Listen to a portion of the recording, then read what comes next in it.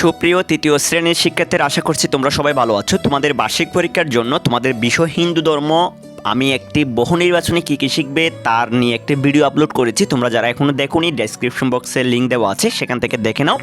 তোমাদের প্রথম অধ্যায় থেকে বহু নির্বাচনে কী শিখতে হবে এইভাবে আমি তৃতীয় অধ্যায় পর্যন্ত দিয়েছি। আজকের ভিডিওতে আমি তোমাদের চতুর্থ অধ্যায় থেকে দেখানোর চেষ্টা করছি।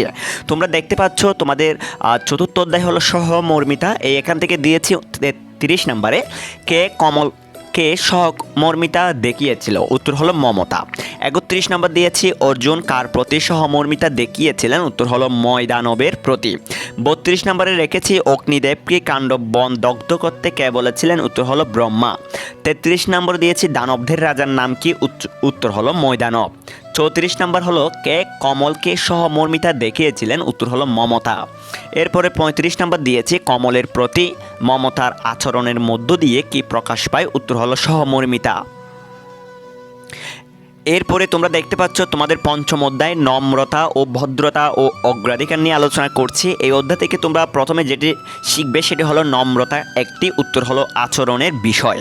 এরপরে 37 নম্বরে তোমরা দেখতে পাচ্ছ যারা সহজেই রেগে যায় তাদের কি বলে, উত্তর হলো উদ্ধত। 38 নম্বর হলো চলনে বলনে সাজে পোশাকে কি প্রকাশ পায়, উত্তর হলো ভদ্রতা। 39 নম্বর নিচের কোন ব্যক্তি মহাভারতে ভদ্রতা দেখিয়েছিলেন, উত্তর হলো যুধিষ্ঠির। এরপরে তোমরা দেখতে পাচ্ছ 40 নম্বর যুধিষ্ঠির কার প্রতি ভদ্রতা দেখিয়েছিলেন, উত্তর হলো বিশ্বের কাছে।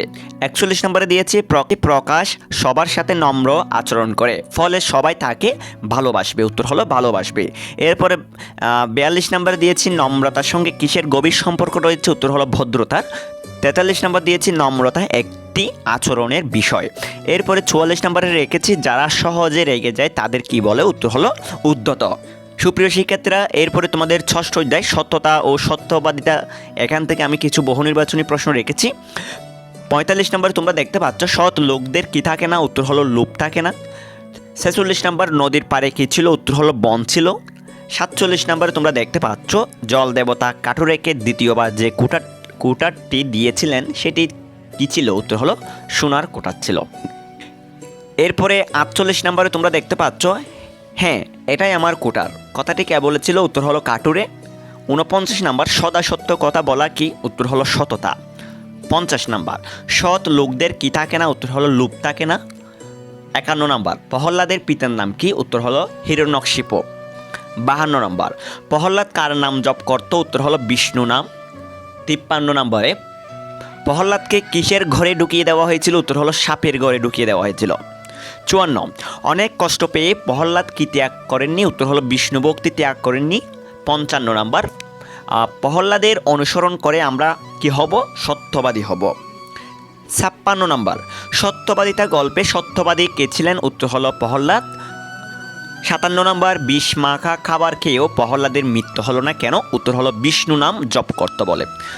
সুপ্রিয় শিক্ষার্থীরা, আজকের ভিডিওতে আমি তোমাদের চতুর্থ অধ্যায় পঞ্চম অধ্যায় ষষ্ঠ অধ্যায় নিয়ে আলোচনা করেছি।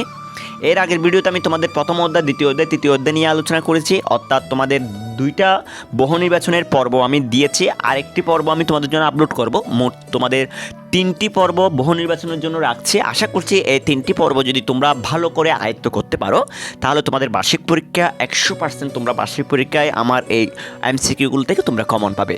সুপ্রিয় শিক্ষার্থীরা, আজকের ক্লাসটা আমি এখানে শেষ করব। তোমরা পরবর্তী ভিডিওর জন্য আমাদের চ্যানেলটি সাবস্ক্রাইব করে রাখো এবং পাশে থাকা বেল আইকনটি অন করে রাখো। সুপ্রিয় শিক্ষার্থীরা, সবাই ভালো থাকবে, সুস্থ থাকবে, সবাইকে টাটা।